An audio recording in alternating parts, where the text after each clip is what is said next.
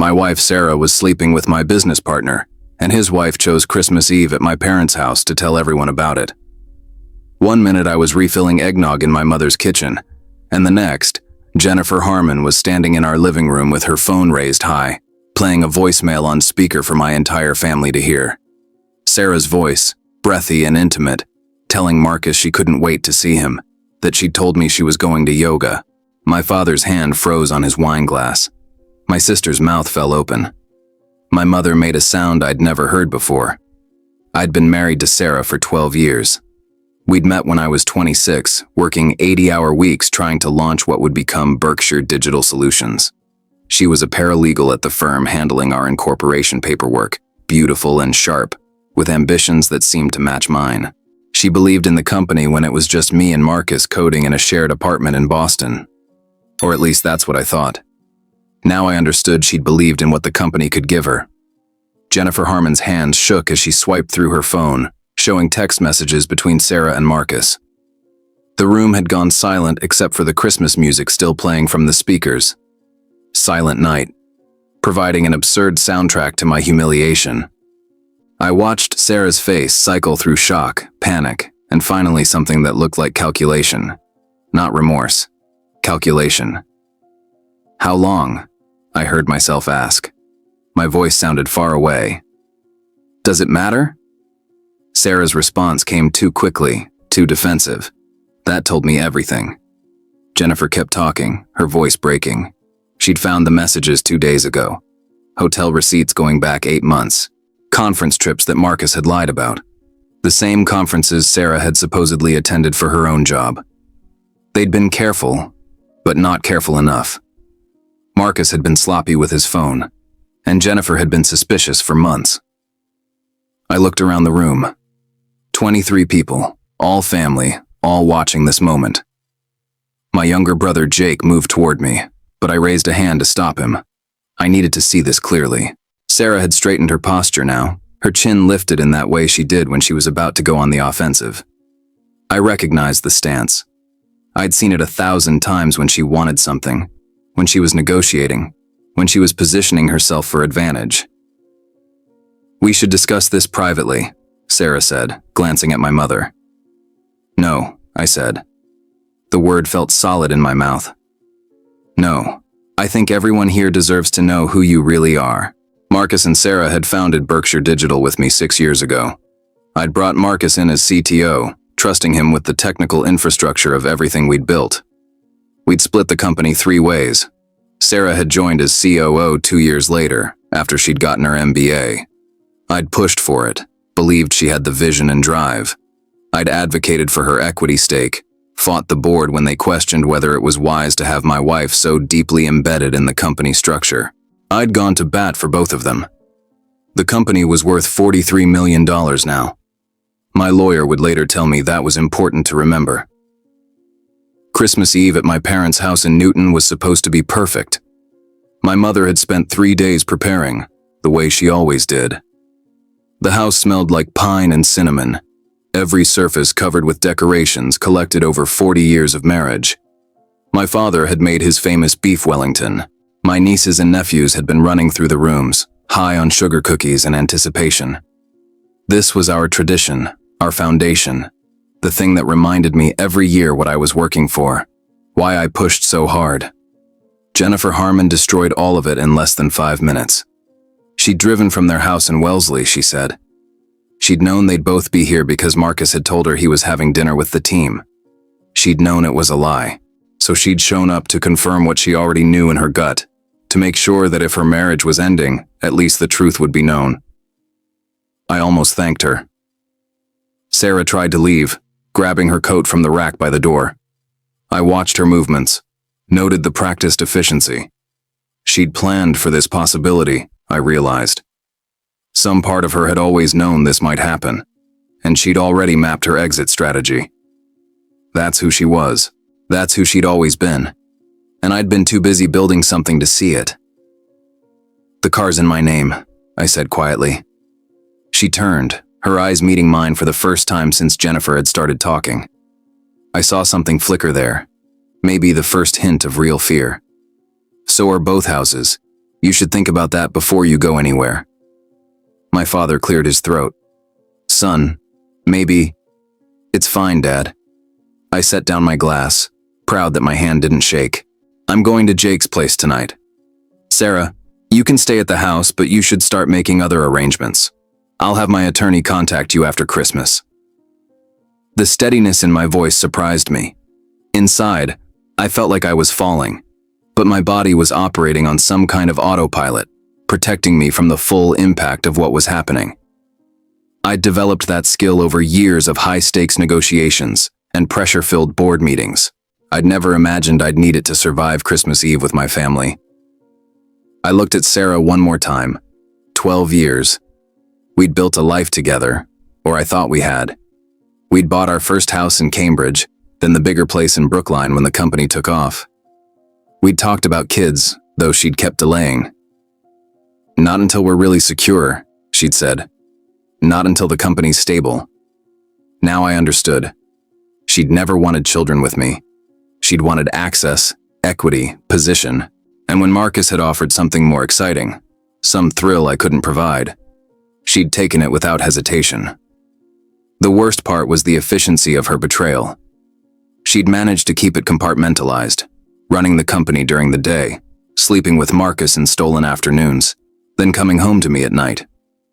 The organizational skills that made her a great COO had also made her an effective liar. Jennifer was crying now, her anger spent, the reality of her own shattered marriage setting in. My sister Emma had an arm around her. I felt a strange kinship with this woman I barely knew. We were both standing in my parents' living room, survivors of the same wreckage, trying to figure out how to take the next breath. "I'm sorry," Jennifer whispered. "I'm so sorry I did it this way." "Don't be," I said. I meant it. Better to know. Better to see it clearly, witnessed by everyone who mattered, with no room for gaslighting or revision later. This was real. This had happened. There would be no going back. I grabbed my coat and walked out of my childhood home, leaving behind the wreckage of the life I'd thought I was living. Behind me, I heard Sarah's voice rise, heard her trying to explain, to justify, to spin. I didn't listen. I'd heard enough. The cold December air hit my face as I stood on my parents' driveway, my breath forming clouds in the darkness. Across the street, Christmas lights blinked in steady rhythm. Someone's inflatable Santa waved mechanically in the wind. The world kept turning, indifferent to the fact that mine had just stopped. My phone buzzed, Jake telling me he'd meet me at his place in Cambridge. I sat in my car, the 2023 Audi Sarah had insisted we needed for appearances, and stared at the house where I'd grown up. Through the window, I could see my family standing in clusters, processing what had just happened. My mother was still near the doorway, her hand covering her mouth. I started the engine. Somewhere in my mind, beneath the shock and humiliation, something else was forming. A cold, clear understanding of exactly what needed to happen next. But tonight, I just needed to drive away from the ruins and figure out how to breathe. I spent Christmas Day in Jake's spare bedroom, staring at the ceiling. My younger brother had the good sense not to offer platitudes. He brought coffee at 6 a.m., sat on the edge of the bed, and asked one question. "What do you need?" "A lawyer," I said. "The best divorce attorney in Boston, and someone who specializes in corporate partnership disputes." Jake nodded. He was 33, a prosecutor in the Suffolk County DA's office. He understood how these things worked. "I know people, I'll make calls." By noon, I was sitting in the downtown office of Patricia Chen, who'd handled 3 of the most contentious divorces in Boston's tech scene. Her conference room overlooked the harbor, and she took notes while I laid out everything I knew: the timeline, the travel schedules, the company structure, the equity positions. "You pushed for her COO position?" Patricia asked. "And her equity stake, 5% of the company. That's going to complicate things. Massachusetts is an equitable distribution state, but there are arguments about what she's entitled to versus what she earned through the affair itself." Patricia set down her pen. "Here's what matters. You document everything. You stay calm, and you don't make any rash decisions about the company until we have a full picture. Can you do that? I could. The shock was wearing off, replaced by something colder and more focused. I'd built Berkshire Digital from nothing. I wasn't going to let Sarah and Marcus destroy it in their rush to salvage their own positions. That evening, Jake's wife Monica brought over takeout Chinese food and sat across from me at their kitchen table. She'd been my friend before she was Jake's wife, someone I'd known since college at MIT. She didn't apologize or offer comfort. She asked practical questions. Do you have separate bank accounts? Joint accounts for household expenses, separate accounts for personal spending. Good. How's the company structured in terms of decision-making? Three-way board. Me, Marcus, and our outside investor, Richard Moss. Marcus and I are the only two with operational authority. Monica chewed her lo mein thoughtfully. So Marcus can't make moves without you. He can't. But Sarah's still COO. She has access to everything except the core financial systems. Then you need to change that. Tomorrow. I met with Richard Moss on December 26th at his firm's office in the financial district. Richard was 61, a veteran of 4 successful tech exits, and had been our primary investor since year 2. He listened to everything without interruption, his expression neutral. When I finished, he leaned back in his chair. I'm not surprised, he said. That stopped me. What? About Marcus and Sarah. I've had concerns about their relationship for about 6 months. Nothing concrete, just observations. The way they communicated in meetings. Small things. Richard pulled up something on his tablet. What does surprise me is this. Marcus has been having conversations with a private equity firm. Quiet conversations about a potential acquisition. He hasn't brought them to the board. The anger that shot through me was clean and sharp. How do you know? Because they contacted me to gauge my interest in selling my stake. They thought I'd be receptive given my age and portfolio diversification needs. They were wrong. Richard showed me emails. Marcus had been positioning himself as the technical visionary of Berkshire Digital, minimizing my contributions, suggesting that the company's future was in his hands. He'd been laying groundwork, building relationships, preparing for a scenario where he could marginalize me and take control. He's been planning this, I said. For a while, it looks like.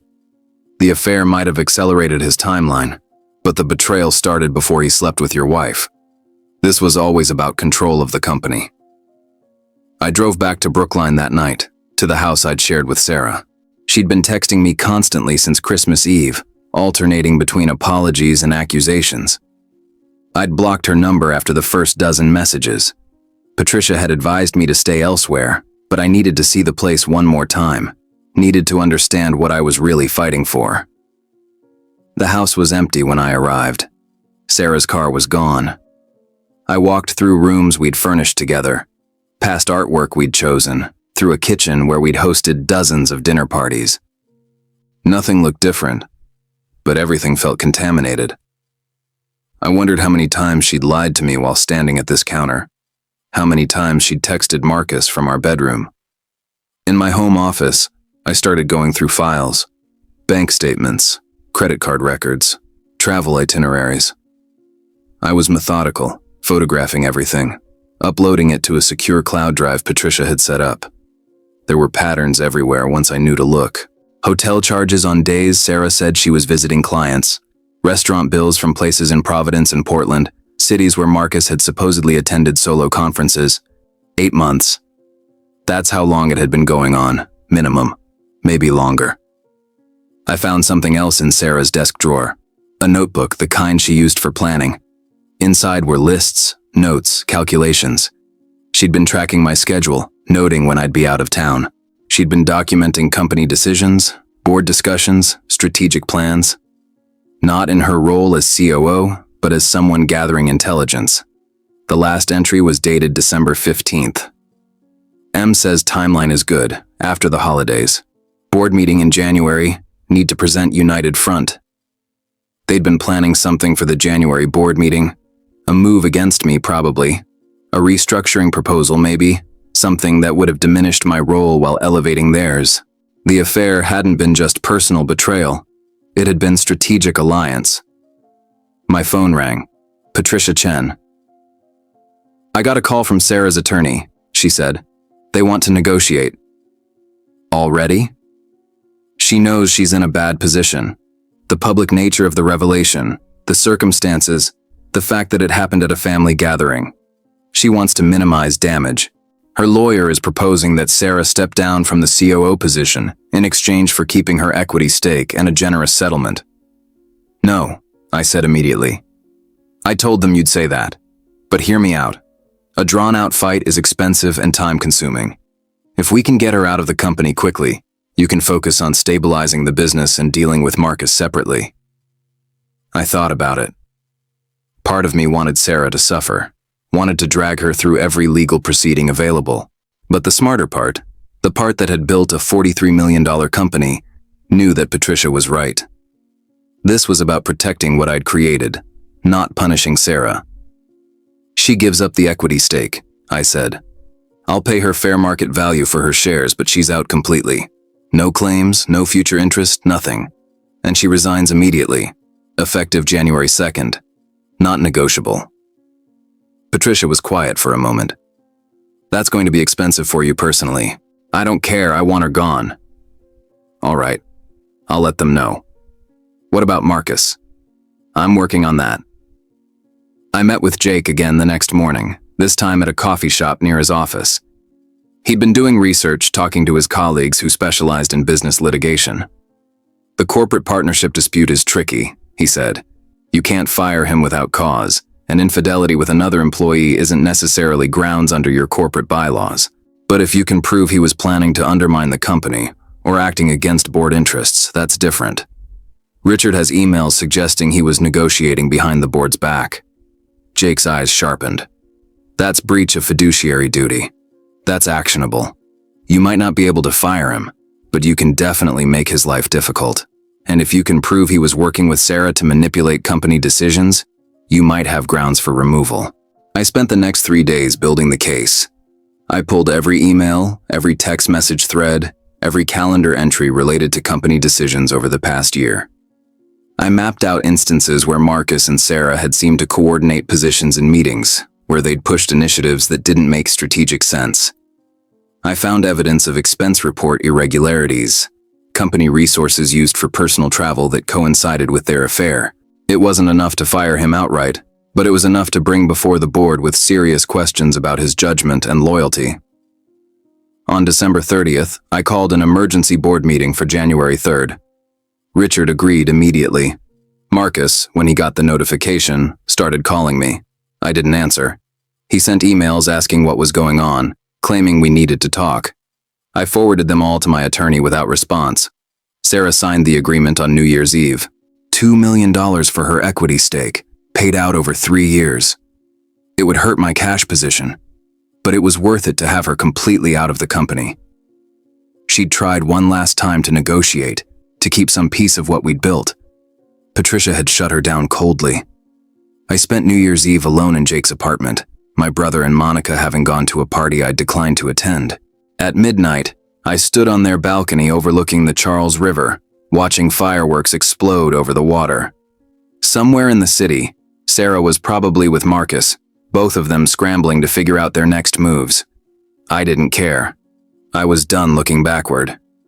The anger was still there, burning steady and cold. But underneath it, something else was growing. Determination. Clarity. I'd spent 12 years building a life with someone who'd seen me as a resource to exploit. I'd trusted a business partner who'd been planning to undermine me. Those mistakes were mine. But I was going to make sure they were the last mistakes anyone made at my expense. Jennifer Harmon texted me on January 1st. "Thank you for being kind at your parents' house. I know I ruined your Christmas. I'm sorry, but I needed you to know the truth." I wrote back, "You didn't ruin anything. You showed me reality. I'm grateful." She responded an hour later. "Marcus moved out. He's staying with his brother. I filed for divorce yesterday. My lawyer says the evidence is clear. He won't get much." "Good. I texted back. He doesn't deserve much. I had one more conversation before the board meeting, with my father at his house in Newton, in the same living room where everything had fallen apart. He made coffee, and we sat in his study, surrounded by books and family photos.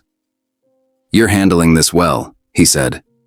"I'm handling it the only way I know how, building the case, protecting what's mine, moving forward."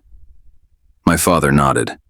He'd run his own manufacturing business for 35 years before selling it. He understood the stakes, understood what it meant to fight for something you'd created. What matters is what you do next, not what she did, not what Marcus did, what you do. "I'm going to win," I said simply. "I know you will. But after you win, then what? That's what I want you to think about. Because revenge isn't a strategy for living. It's just a pause before you have to figure out what actually matters." I thought about that as I drove back to Cambridge. What did matter? The company mattered. My reputation mattered. But my father was right. At some point, I'd need to figure out what I was building toward, not just what I was fighting against. But first, the board meeting. First, dealing with Marcus. First, making sure that no one who'd betrayed me kept any piece of what we'd created. I had 3 days to prepare. I didn't waste them. The January 3rd board meeting was scheduled for 9 a.m. at our offices in the Seaport District. I arrived at 7, before anyone else, and sat in my office watching the sun come up over Boston Harbor. The building was quiet, most employees still out for the holidays. I'd spent the previous night reviewing my presentation, making sure every fact was solid, every piece of evidence documented. Richard Moss arrived at 8:30. We met in my office first, going through the materials one more time.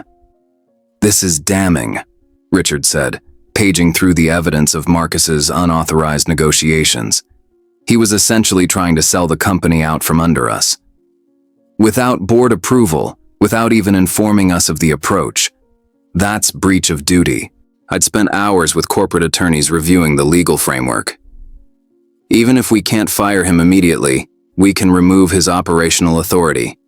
He becomes a shareholder with no control. He'll fight. Let him. The evidence is clear. Marcus showed up at 8:55, looking haggard. He'd lost weight. His clothes hung differently.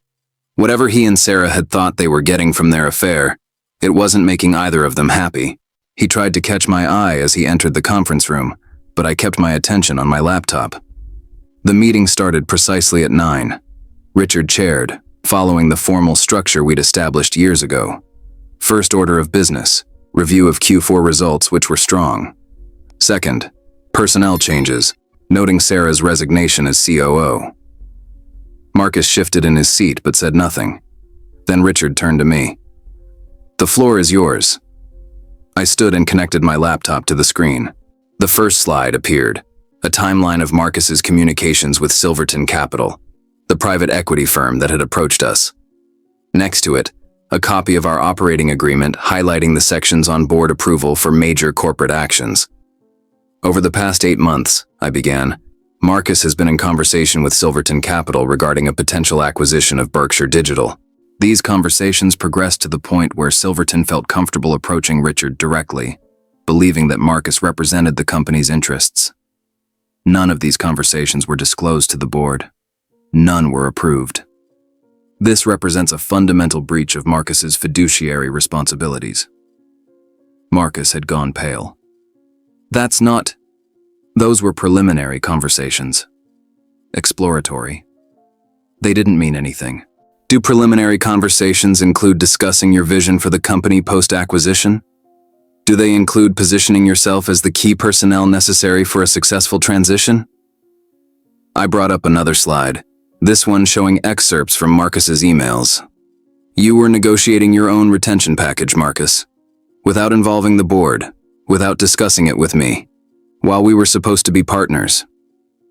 Richard leaned forward. "When did these conversations begin?" "Based on the emails Richard received at least 6 months ago, possibly longer. And you never mentioned them in any board meeting. Never brought them to me or to Adam for discussion." Richard's voice was level, but I could hear the anger underneath.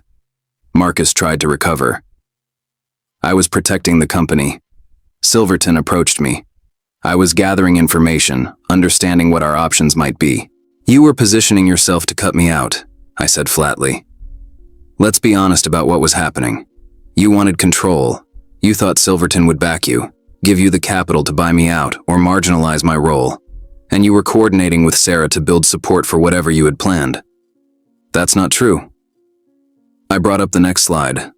Sarah's notebook entries, the ones I'd found in her desk. The references to United Front and Timeline. Sarah documented your planning, Marcus. She was thorough. These are notes from your conversations about approaching the board after the holidays. What were you going to propose? The silence stretched. Marcus looked at Richard, then at me, calculating his options. Finally, we thought the company needed new direction. You've been resistant to growth opportunities, too cautious. Sarah and I believed we could scale faster with different leadership structure. A structure where you had more control and I had less. A structure where the company could thrive. Richard cut in. This is all irrelevant to the immediate question. You were negotiating with outside parties without board authorization.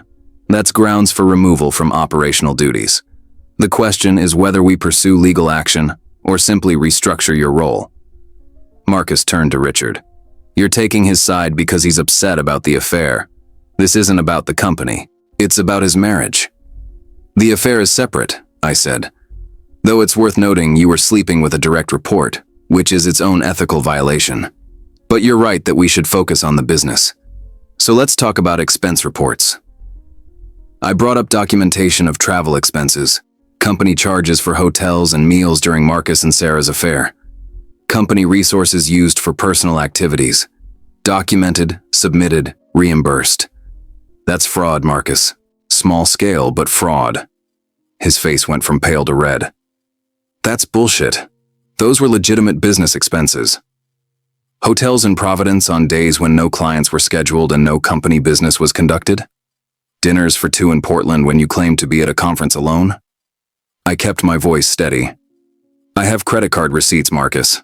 I have calendar entries. I have Sarah's own notes about when she'd be meeting you. It's all here. Richard closed the folder in front of him. I think we've heard enough.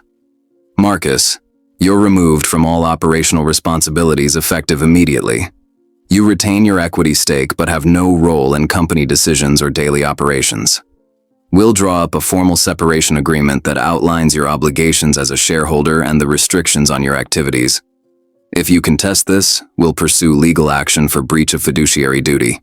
Your choice. Marcus stood, his chair scraping back. You're making a mistake. This company needs me. The company needs people we can trust, I said. You're not one of them. He left without another word. I watched him go, feeling nothing but relief. Richard and I spent the next hour planning next steps. We'd need a new CTO, someone to manage the technical infrastructure. We'd need to reassure key employees, make sure the company remained stable through the transition. But we had time. The fundamentals were sound. You handled that well, Richard said as we finished. Kept it professional, focused on the business case. That's all it ever was for him, I said. A business calculation. Sarah was the same. Neither of them saw me as a person, just as something to be managed and eventually replaced. I took 2 weeks to stabilize operations. I promoted our senior technical architect to interim CTO, brought in a management consultant to assess our organizational structure, and met personally with every department head to address concerns. The story of Sarah and Marcus's departure had spread through the company, but I kept the messaging simple. Personal circumstances had led to their exit, and we were moving forward with renewed focus. By mid-January, things had settled into a new rhythm. I was working 14-hour days, filling the gaps left by Sarah and Marcus's departures. But it felt different than before. Every decision was mine. Every direction came from my vision for the company, not from compromise with partners I couldn't trust. Jake and Monica invited me to dinner at their place on January 18th. We ate Monica's lasagna and drank wine from bottles I'd brought. And for the first time in weeks, I felt something like normalcy. You look better, Monica observed. More grounded, I feel better, clearer. I'd been running, swimming, lifting weights. My body had needed the outlet for everything I couldn't express directly. The company's doing well. We closed 2 new contracts this week, and I've been talking to a guy Richard recommended for the CTO role. He's sharp, former Amazon, looking for something smaller where he can have more impact. What about personally? Jake asked. You can't work 24/7. I'm not ready for personally yet. I'm still figuring out who I am outside of the marriage, outside of that partnership with Marcus. I refilled my wine glass. For 12 years, my identity was tied up in us. Sarah and I were a unit. Marcus and I built the company together. Now I have to figure out what Adam Reeves actually wants, separate from all of that. Monica nodded. That's smart. Take your time. I heard through Jennifer Harmon in late January that Marcus and Sarah's relationship had imploded. The affair had been exciting when it was secret, thrilling when they were sneaking around. But when it became their actual life, when they had to deal with real consequences and angry spouses and social judgment, the appeal had faded fast. Marcus was living with his brother, scrambling for consulting work. Sarah had moved to a small apartment in Somerville, drastically downsizing from our house in Brookline. Jennifer had found a good attorney and was taking Marcus for everything she could. He thought he'd come out ahead, she told me over coffee. He thought Sarah was going to be worth it. Now he's got nothing. No wife, no company, no respect.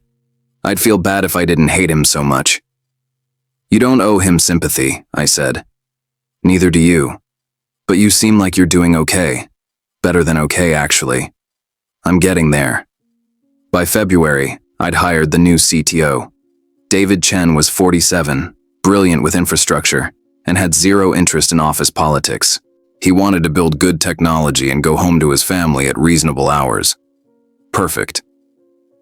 We spent 2 weeks doing knowledge transfer, and then he was running the technical side of the business better than Marcus ever had. Richard and I started discussing growth strategy. With Sarah and Marcus gone, with the drama settled, we could actually focus on building the company into something bigger. We had opportunities in healthcare tech, in financial services integration, in government contracts. The possibilities were expanding faster than I'd imagined. You've turned this around remarkably, Richard said during a board meeting in March. Most founders would have spiraled after what happened. You've actually strengthened the company. I'd learned something important in those months. Betrayal could either destroy you or clarify what actually mattered. I'd chosen clarity. Every decision now was mine to make, mine to own. The responsibility was heavier, but it was also freer, more honest. I started saying no to things I'd previously accepted. Social obligations that felt performative.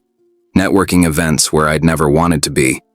The life Sarah and I had built together had involved a lot of appearances, a lot of maintaining image. Without her pushing for it, I realized how much of that I'd never actually valued. My parents had me over for dinner in late March, the first family gathering since Christmas Eve. My mother had been tentative about inviting me, worried about stirring up bad memories. But I'd told her it was fine. I wasn't going to let Sarah's betrayal steal my family from me. We sat around the same table where we'd eaten Christmas dinner, and my father asked about the company. I told him about David, about the new contracts, about Richard's plans for the next funding round.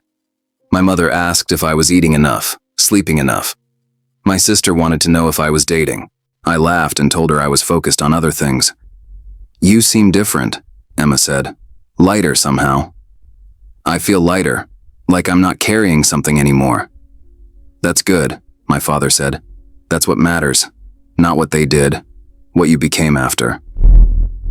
As March turned into April, I started thinking about what came next. The company was stable and growing. My personal life was quiet, but solid.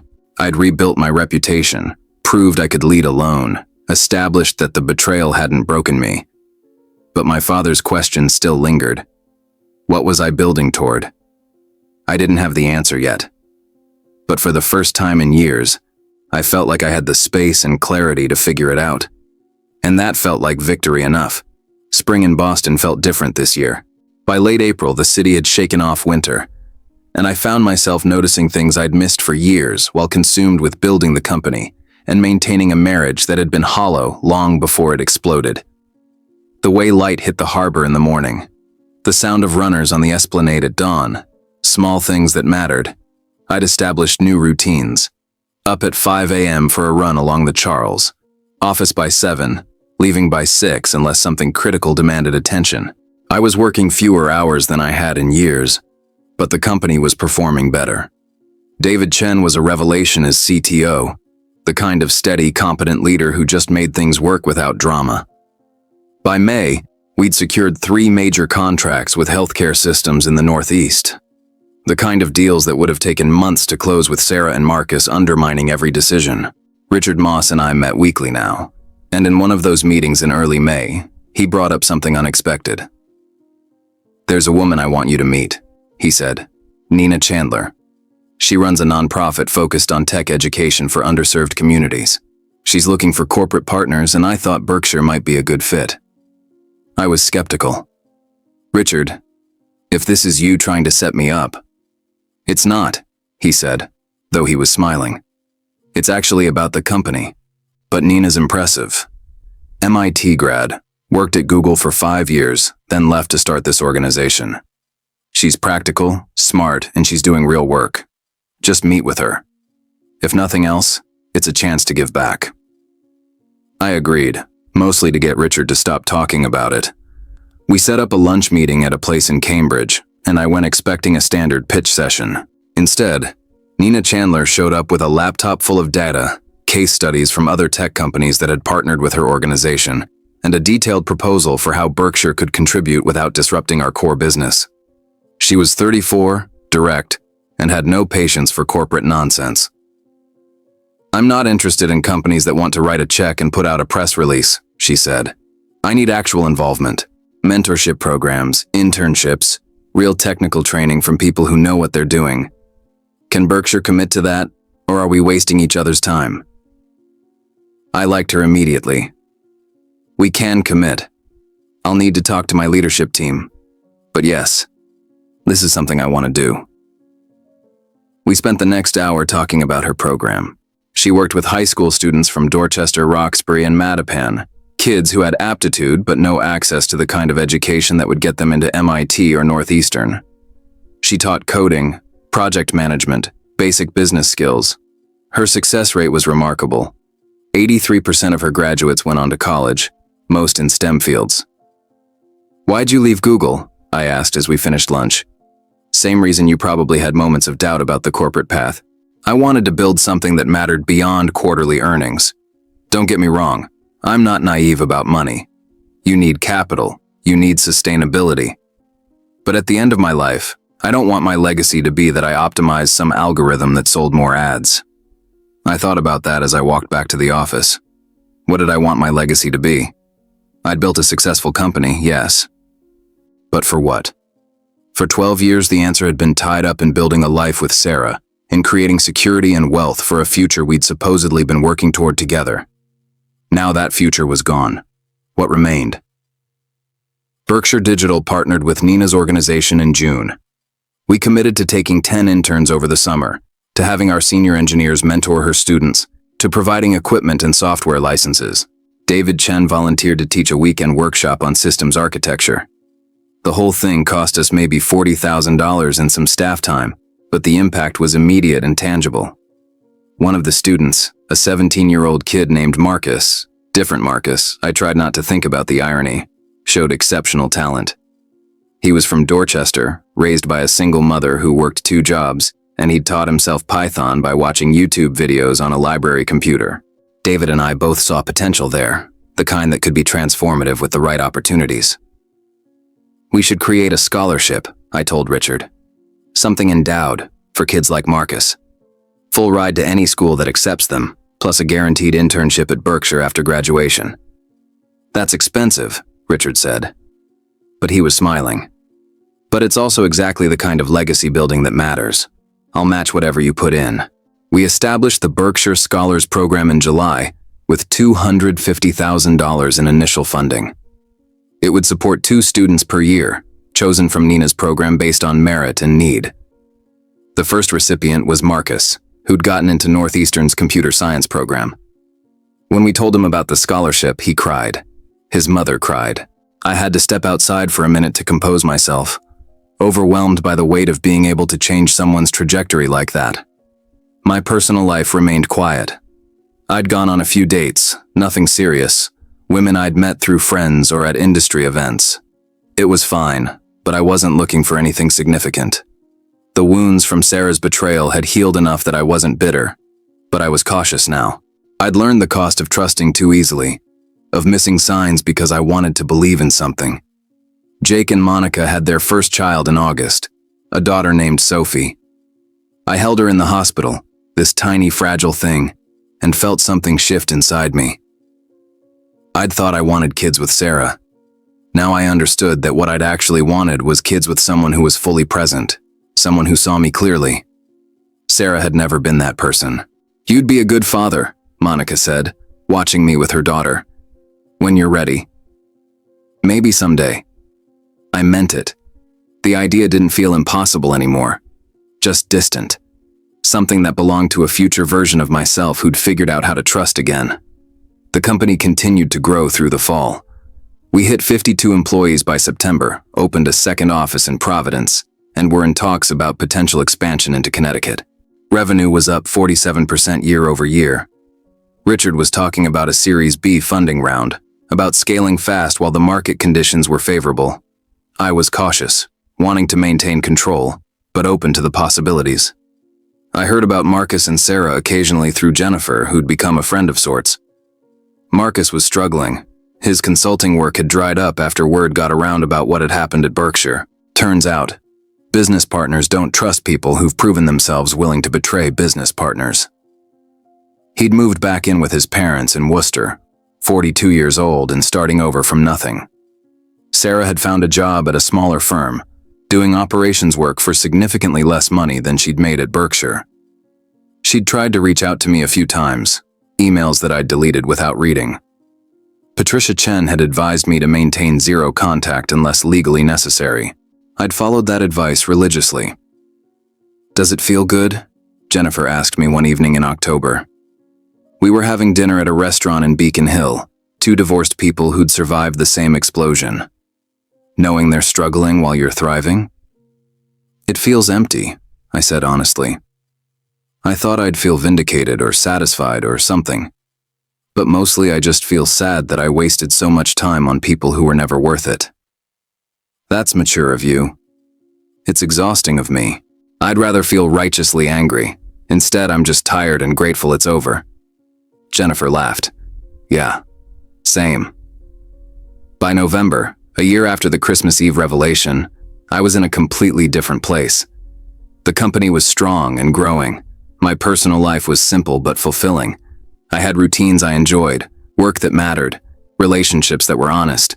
I'd lost weight, gained muscle, and looked healthier than I had in years. People commented on it, said I seemed lighter. I felt it. My mother threw Thanksgiving at her house, the first major family gathering since the disaster of the previous Christmas.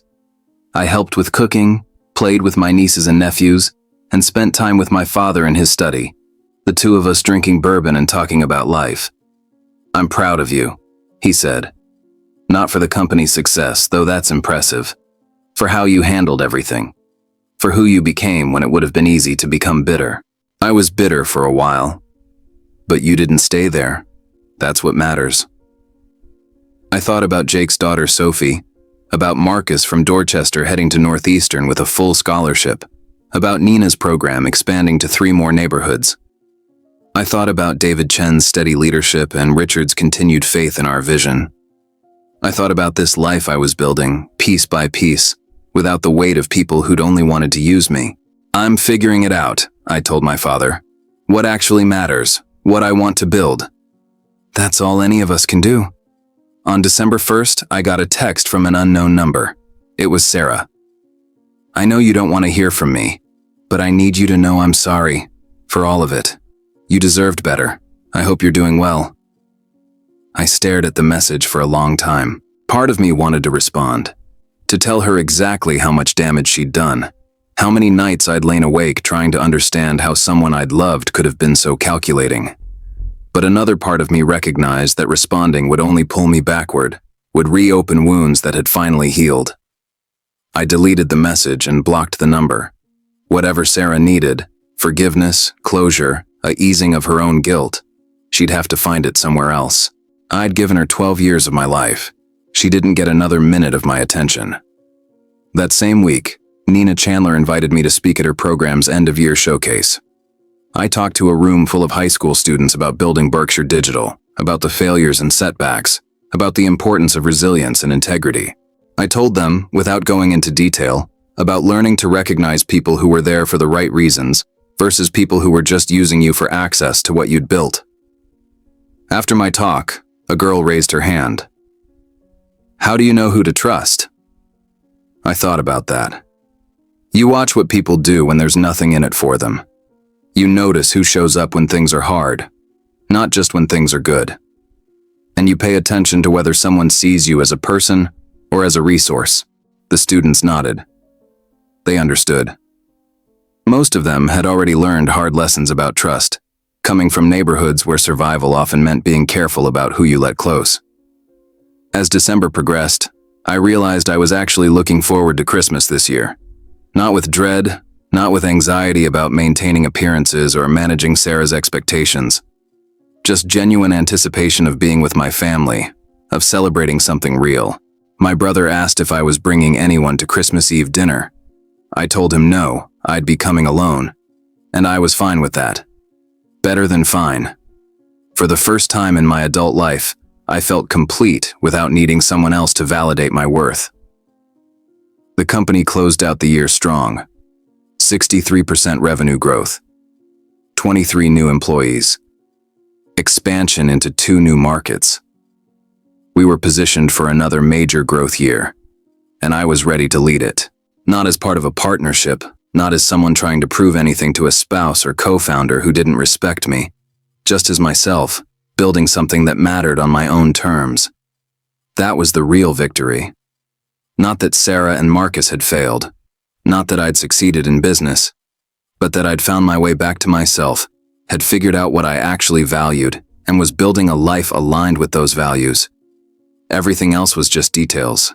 Christmas Eve 2024. At my parents' house felt like a rebirth. 1 year exactly since Jennifer Harmon had walked into this same living room and detonated my marriage. Now I stood in the kitchen helping my mother prepare dinner, and the only thing that felt heavy was the beef Wellington my father was pulling from the oven. My nieces and nephews ran through the house in their usual chaos. Jake and Monica had brought Sophie, now 4 months old, and she was being passed around like the precious miracle she was. Emma's husband Tom was arguing good-naturedly with my father about the Patriots season.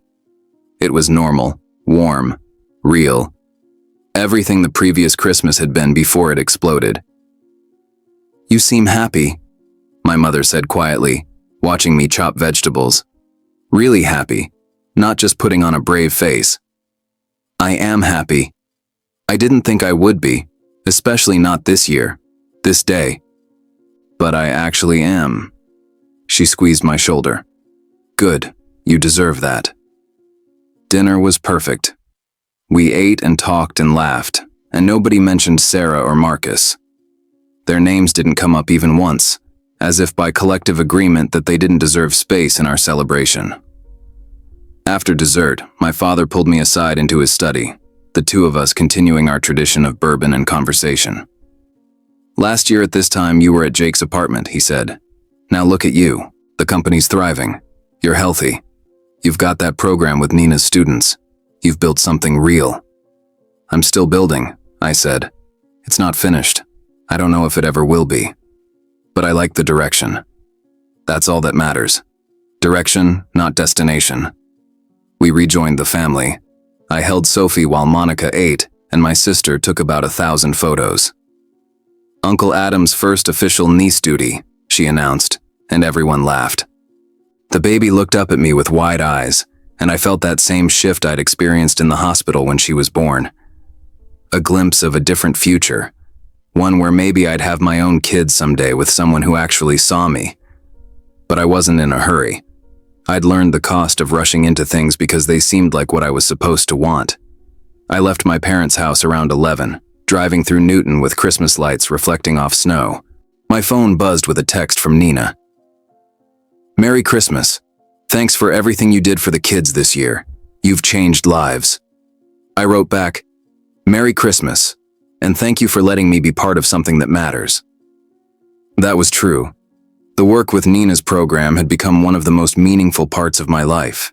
Watching these kids discover their potential, seeing Marcus from Dorchester head off to Northeastern with confidence and support, knowing we were creating paths that hadn't existed before, that felt like success in a way that revenue numbers never had. I spent Christmas Day with Jake's family, playing with Sophie and helping Monica cook. We didn't do anything special, just existed together in easy companionship. Jake and I took a walk in the afternoon, his neighborhood quiet under fresh snow. "You ever talk to Sarah?" he asked.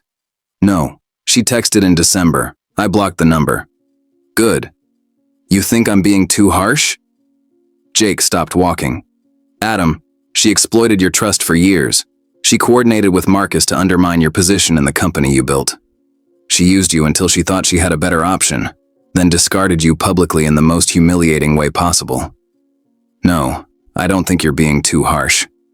I think you're being appropriately protective of yourself. Sometimes I wonder if I should forgive her.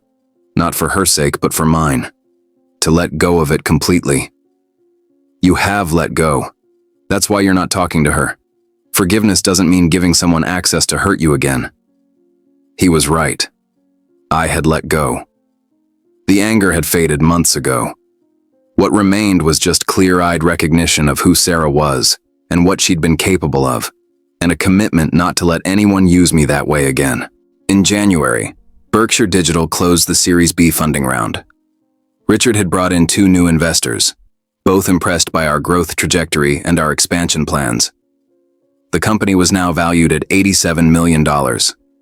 My stake had grown substantially, Marcus's had been diluted, and Sarah, of course, had nothing since she'd sold out a year earlier. I heard through Jennifer that Marcus had tried to negotiate with the company, claiming he deserved compensation for his contributions before his departure. Our attorneys had shut that down immediately. He'd signed the separation agreement, accepted the terms, and had no claim to anything beyond his existing shares. Sarah had apparently reached out to Richard, asking if there were opportunities for her to return in some capacity. Richard had declined politely. "We're moving in a different direction," he'd told her, which was corporate speak for, "You burned this bridge and it's not getting rebuilt." I felt nothing hearing these stories. No satisfaction, no vindication, just mild curiosity about people who'd once been central to my life and now were barely footnotes. Nina and I started meeting regularly, her coaching me on how to think about legacy and impact. She had a way of cutting through corporate nonsense and asking real questions. "What do you want your life to mean?" she'd ask. "Not your company, your actual life, the years you have, the impact you'll leave." I didn't have perfect answers, but I was getting closer. I wanted to build something sustainable that provided real value.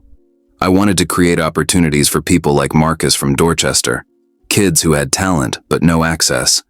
I wanted to be someone my family was proud of, not because of money or success, but because of character and integrity. "Those are good goals," Nina said. "Now you just have to live them every day." By March, I'd started dating someone.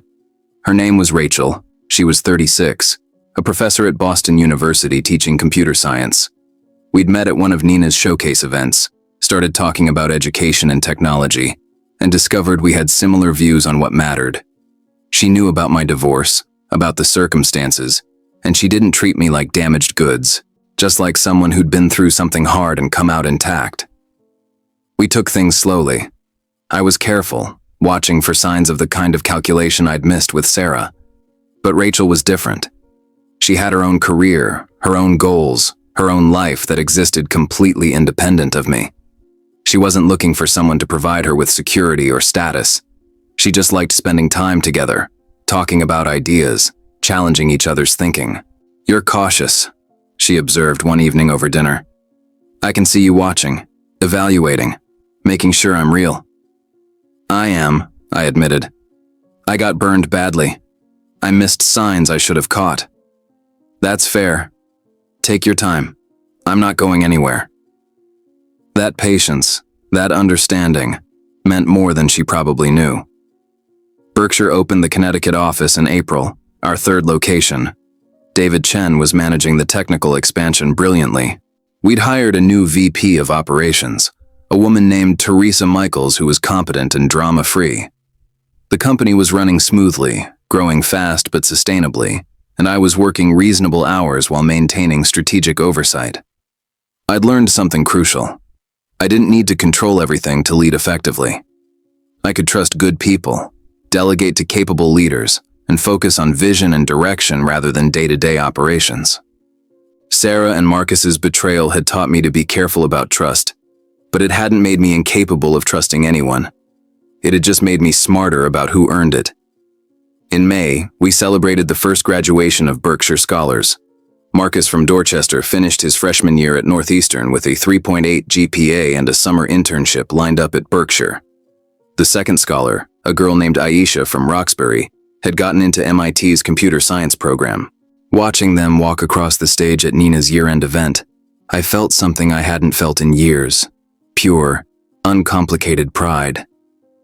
"This is your legacy," Nina whispered to me during the ceremony. "Not the company valuation. This." Jennifer Harmon got remarried in June, a quiet ceremony with close friends. I was invited and went, happy to see her moving forward. She'd rebuilt her life completely, had gone back to school to finish a degree she'd abandoned years earlier, and was working at a nonprofit focused on divorce support. She'd turned her worst experience into something meaningful. "You inspired me," she told me at the reception. "Watching how you handled everything. You didn't let them break you. You handled it pretty well yourself. You're the one who had the courage to expose the truth." "We both survived," she said. "That's what matters." I didn't hear much about Marcus or Sarah anymore. They'd both faded into the background noise of Boston's tech scene, people who'd had promising careers and blown them through poor judgment and worse character. Occasionally, someone would mention them, usually as cautionary tales. I'd nod and change the subject. They weren't worth the attention. By summer, Rachel and I had been dating for 5 months. We took a trip to Maine, spent long weekends on the coast, talked about the future without pressure or urgency. She'd met my family. I'd met hers. Things were good, solid, real, in a way my marriage to Sarah had never been. "You're different than you were when we met," Rachel said one evening, watching sunset over the water. "More settled, like you've figured something out." I have. I figured out what I actually value versus what I thought I was supposed to want. Turns out they weren't the same thing. "And what do you value?" "Integrity, real connection, work that matters. People who show up because they want to, not because of what they can get from me." She smiled. "Good list. You planning to keep me on it?" "If you'll stay." "I'll stay." In August, 2 years after the Christmas Eve revelation, I got an unexpected email. It was from Sarah, routed through her attorney to Patricia Chen, and then to me. She was requesting permission to attend a tech industry event where I'd be speaking. Wanted to make sure there wouldn't be conflict or discomfort. Patricia called me about it. "You can deny the request if you want, or you can ignore it entirely." "Tell her it's fine," I said. "I don't own the industry. She can go where she wants. I won't engage with her, but I'm not going to try to control where she shows up." Sarah attended the event. I saw her in the audience during my panel discussion about scaling startups sustainably. She looked smaller somehow, diminished. Afterwards, she tried to approach me in the networking reception. I was talking to Rachel and Nina about the scholarship program, and Sarah hovered at the edge of our conversation, clearly wanting to interrupt. Rachel noticed. "Is that her?" "Yeah." "You want me to tell her to leave?" "No, I'll handle it." I turned to Sarah. She looked nervous, uncertain. 2 years ago, she'd been confident and calculating, always maneuvering for advantage. Now she just looked tired. "Adam," she started. "I just wanted to say..." "Don't. I said quietly. Whatever you want to say, whatever closure you're looking for, I can't give it to you. I wish you well. I hope you figured some things out. But we don't have anything to discuss. She nodded, her eyes welling with tears. I made terrible choices. I threw away something real for something that wasn't. I know that now. I'm glad you understand that. But understanding it 2 years later doesn't change what happened, and I've moved on. I hope you can too. I turned back to Rachel and Nina, and Sarah walked away. I felt Rachel's hand slip into mine, supportive without being possessive. Nina caught my eye and nodded approval. That night, Rachel asked if I was okay. I'm fine. Better than fine. Seeing her just confirmed that I'm exactly where I'm supposed to be. She's part of my past. A painful part, but just past. This. I gestured between us, at the life I'd built. This is my present and future.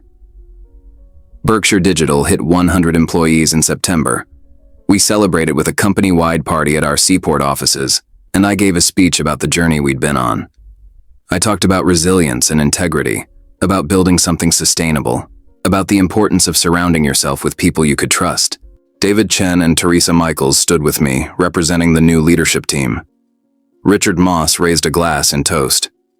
I looked around the room at faces of people working hard to build something meaningful, and I felt genuine gratitude. This company had almost been destroyed by betrayal and ego. Instead, it had emerged stronger, clearer, more focused on what actually mattered. In October, I proposed to Rachel, not with some elaborate public gesture, just a quiet conversation on a walk along the Charles River, the two of us watching sunset over the city I'd lived in my entire adult life. I told her I loved her, that I wanted to build a life together, that I was finally ready to trust someone completely. She said yes. We set a date for the following summer, nothing huge, just family and close friends. My mother cried happy tears. Jake gave me the kind of hug that communicated everything without words. My father pulled me aside and said, "This one's different. This one sees you." He was right. Rachel saw me. Not what I could provide, not what status I could offer, not what advantage she could gain. Just me, Adam Reeves, with all my flaws and strengths and scars from battles I'd survived. And she chose me anyway. By Christmas 2025, 3 years after the night that had destroyed my marriage and nearly destroyed me, I stood in my parents' living room and looked around at everything I'd built. Rachel was talking with my sister, the two of them laughing about something. Sophie was toddling around, now a 1.5 years old and full of personality. Jake and Monica were expecting their second child. Nina had texted earlier about the Berkshire Scholars Program expanding to serve 40 students next year instead of 20. My father came to stand beside me. "You've done well, son. Not just survived, thrived." I learned what mattered, I said simply. Took me a while. Cost me a lot, but I learned. That's all any of us can do. Learn the lessons, apply them, keep building. I thought about Sarah and Marcus, wherever they were, whatever they were doing. I hoped they'd found some peace, learned their own lessons. But I didn't think about them often anymore. They were characters in a story from my past, important for what they'd taught me about trust and betrayal, and my own capacity to rebuild. But they weren't part of my present. This was my present. Standing in my parents' house on Christmas Eve, surrounded by people who loved me, engaged to a woman who saw me clearly, leading a company that created real value, supporting students who would change the world. This was success, measured not by revenue or valuation or public vindication over people who'd wronged me, but by the quality of my relationships and the integrity of my choices and the impact I was having on lives beyond my own. Sarah had once asked me what I wanted my legacy to be. I hadn't had a good answer then. Now I did. I wanted to be someone who'd been tested, who'd been betrayed and broken, and who'd chosen to rebuild with wisdom and integrity rather than bitterness and revenge. I wanted to create opportunities for others, to lead with honor, to love with honesty, to build something that lasted because it was founded on solid ground. That was the life I was choosing, one day at a time. Not the life someone else wanted for me. Not the life I thought I was supposed to want. Just mine, honest and hard-earned and real. If this story resonated with you, drop a like. What hit you hardest? The Christmas Eve revelation, or watching Adam rebuild piece by piece? Tell me in the comments. And if you want more stories about men who lost everything and found themselves, hit subscribe and turn on notifications. You won't want to miss what's coming next.